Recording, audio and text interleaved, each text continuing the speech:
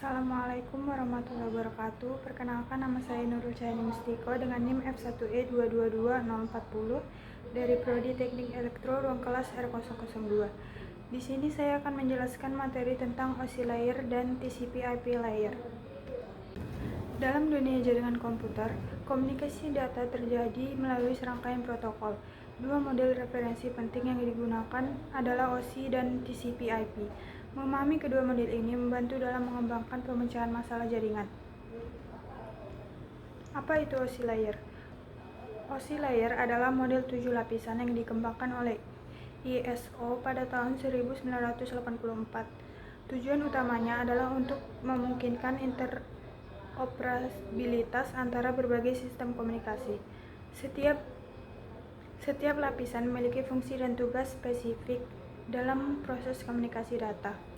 Adapun tujuan lapisan OSI, yaitu pada lapisan pertama, physical transmisi bit mentah melalui media fisik, contohnya seperti kabel, sinyal listrik, dan modulasi.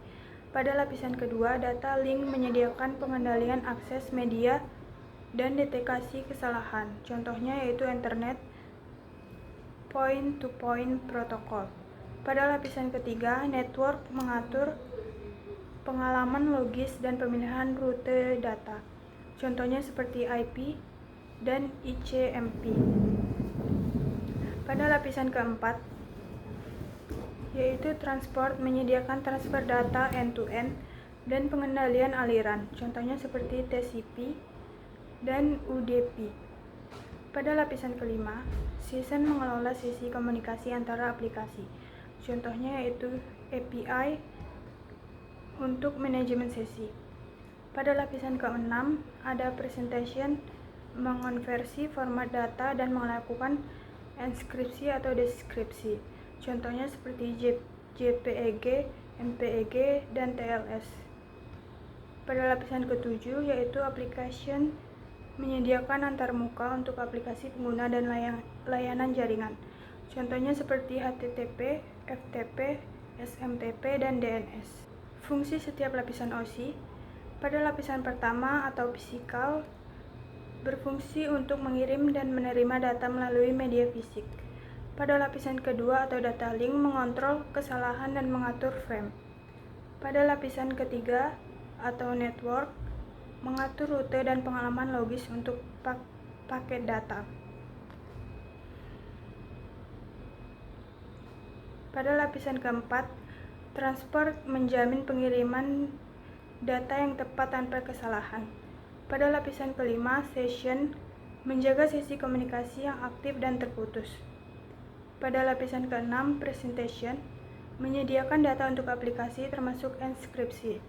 Pada lapisan ketujuh, application berinteraksi dengan aplikasi pengguna menyediakan layanan jaringan. Selanjutnya yaitu TCP/IP layer.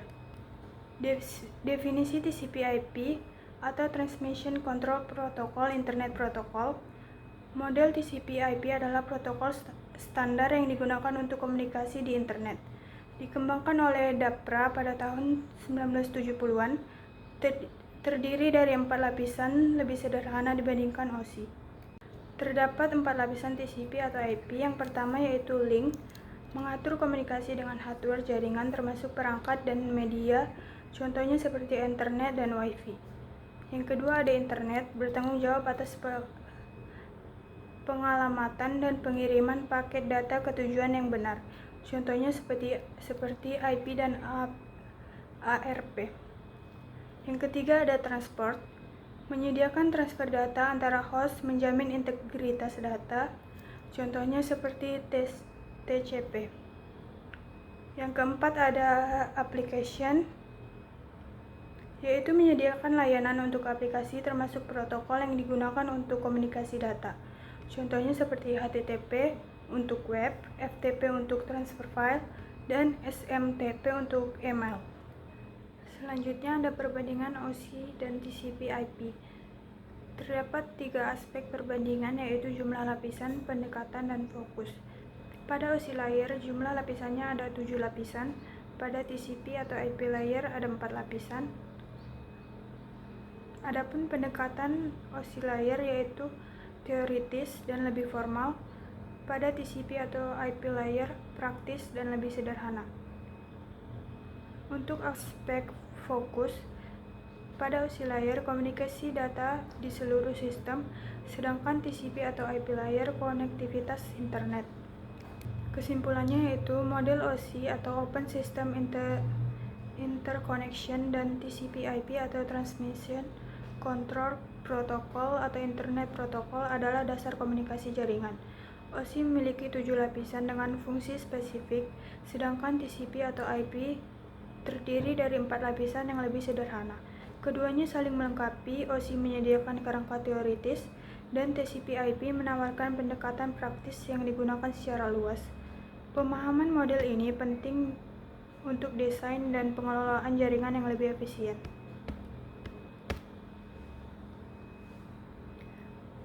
Baik, cukup sekian presentasi yang dapat saya sampaikan. Kurang dan lebihnya saya mohon maaf. Wabillahi taufiq wal hidayah. Wassalamualaikum warahmatullahi wabarakatuh.